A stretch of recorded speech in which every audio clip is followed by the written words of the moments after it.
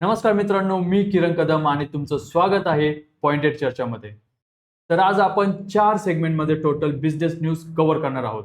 पहिलं सेगमेंट असणार आहे वॉर बद्दल, सेकंड सेगमेंट असेल आयपीओ, थर्ड सेगमेंट असेल रूल्स अँड रेग्युलेशन्स आणि चौथा सेगमेंट असेल stocks or any company specific news.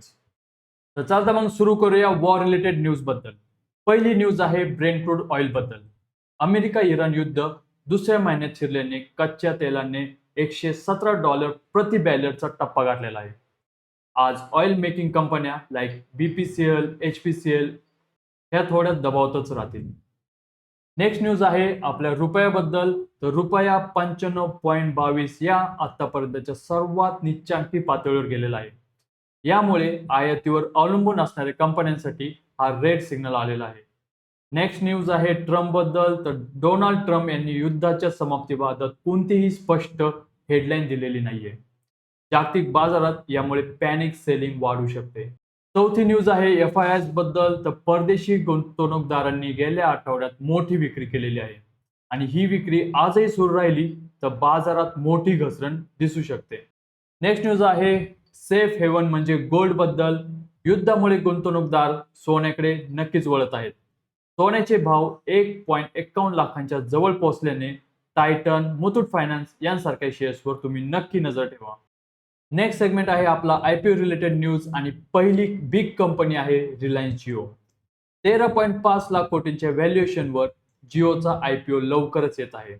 आज रिलायन्स इंडस्ट्रीजच्या शेअरमध्ये मोठी हालचाल अपेक्षित आहे. नेक्स्ट न्यूज आहे एरोबिंदो फार्मा बद्दल. तर आज 6 एप्रिल रोजी एरोबिंदो फार्माच्या बोर्डाची शेअर बायबॅक संदर्भात बैठक आहे. शेअर होल्डर्ससाठी ही नक्कीच मोठी बातमी आहे. तसेच टाटा ग्रुप आता टाटा ईव्हीचा आयपीओ घेऊन येत आहे. टाटा मोटर्सची इलेक्ट्रिक विंग 15,000 कोटींचा आयपीओ आणणार असल्याची चर्चा चालू आहे. ऑटो सेक्टरसाठी हा नक्कीच ट्रिगर पॉइंट ठरेल. सध्या जर तुम्ही बघितलं पेट्रोल डिझेलचे भाव वाढत आहे आणि लोक प्रेफर करत आहे इलेक्ट्रिक व्हेकल आणि ह्याच सेंटिमेंटचा फायदा या टाटा ईव्ही आयपीओला नक्कीच होऊ शकतो. तसेच एथर एनर्जी ही आपला आयपीओ घेऊन येत आहे. ओला इलेक्ट्रिकलला टक्कर देण्यासाठी एथर एनर्जीने हालचाली तीव्र केलेल्या आहेत. इलेक्ट्रिक टू व्हीलर सेगमेंटमध्ये आता मोठी स्पर्धा दिसून येऊ शकते. नेक्स्ट न्यूज आहे पॉलिसी अँड रेग्युलेशन्स बद्दल. तर पहिली न्यूज आहे एसटीटी बद्दल. 1 एप्रिल पासून वाढलेला सिक्युरिटी ट्रान्झॅक्शन टॅक्स आज ट्रेडिंग व्हॉल्यूमवर नक्कीच परिणाम करू शकतो. ऑप्शन ट्रेडर्ससाठी ट्रेडिंग नक्कीच महागलेले आहे. नेक्स्ट न्यूज आहे आरबीआय बद्दल. तर बँकांनी स्टॉक्स ब्रोकर्सना देणाऱ्या कर्जाबाबत नियम कडक केलेले आहेत. यामुळे मार्केटमधील लिक्विडिटीवर तात्पुरता परिणाम दिसू शकतो.